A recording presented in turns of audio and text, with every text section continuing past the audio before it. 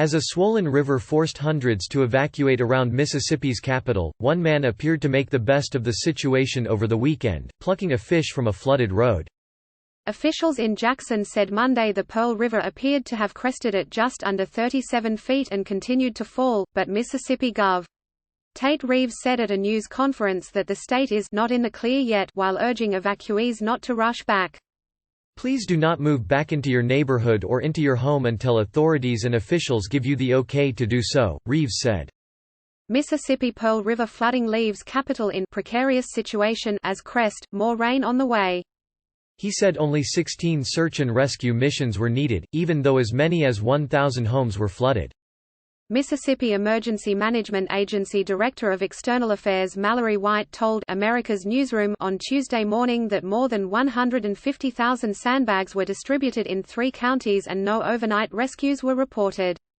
"We are waiting for the water to recede," White told Fox News' Sandra Smith.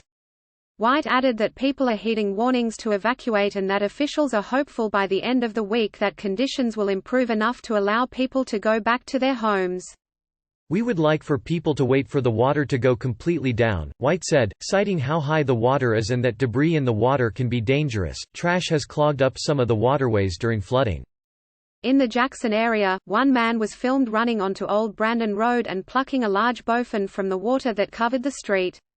Kenneth Callahan shared the footage to Twitter, saying he spotted the large fish struggling across the road. He tagged Seth Rogen. "That's when your redneck doppelganger materialized out of the swamp and caught himself some dinner," Callahan wrote. The man who posted the video later said the man released the fish back in the water, downstream of the road. "His mama didn't raise no hooligan who don't respect his fish," he wrote. Mississippi braces for near-record flooding. A near-record rainy winter has forced authorities to release water from swollen reservoirs, potentially worsening the flooding for those living downstream. Residents in Jackson have been paddling through neighborhoods in canoes, kayaks and small fishing boats to check on their houses. High water also has surrounded many businesses. Owners who may have escaped the damage now cannot service customers. "It's just a bad situation," Todd Reeves with Snapshot Publishing told WLBT-TV. "I feel terrible for everybody that has been displaced. It's not a fun thing to go through." Click here for more weather coverage from Fox News. While the Pearl River may have crested, forecasters are warning that heavy rain is expected again this week in parts of the southeast. Some of the hardest-hit areas in Mississippi were under a flash flood watch Tuesday.